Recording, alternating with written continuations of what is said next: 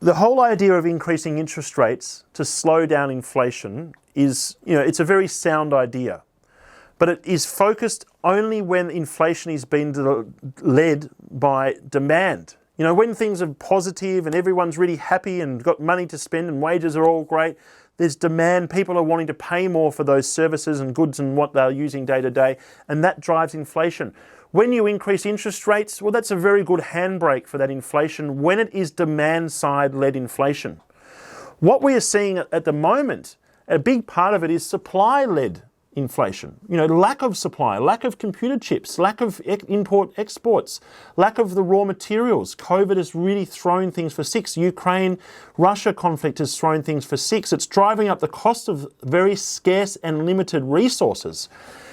Increasing interest rates is not going to impact or to create more supply. It's just not. It's going to slightly lower demand, but the real issue here is there's a big gap between supply.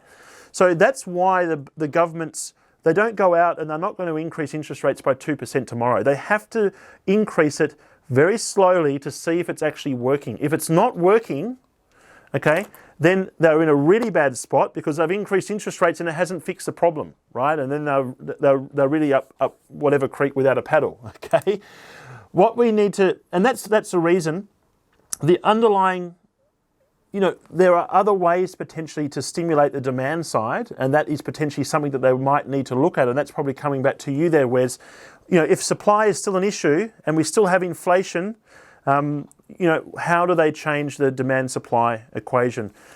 The government is always looking to stimulate the economy generally primarily through property. And the last time they did that was through COVID. A lot of the government stimulus was focused around pro-property, stimulating the building economy, the trade economy, and that then really flows through things very effectively. And, stamp duty concessions, first home buyer concessions, trade, building, and property improvement concessions. That's the default position. Will the Labor government take the same position? Well, they generally have. Anthony Albanese is a pretty heavy investor himself in property. I don't know if he would ever, it'll be interesting to see if he's ever negative property in his policies. So, if anything, if this interest rate handbrake doesn't work and the government's looking at other ways, then they are generally pro-property, in solving that. It's a very good lever for them to pull.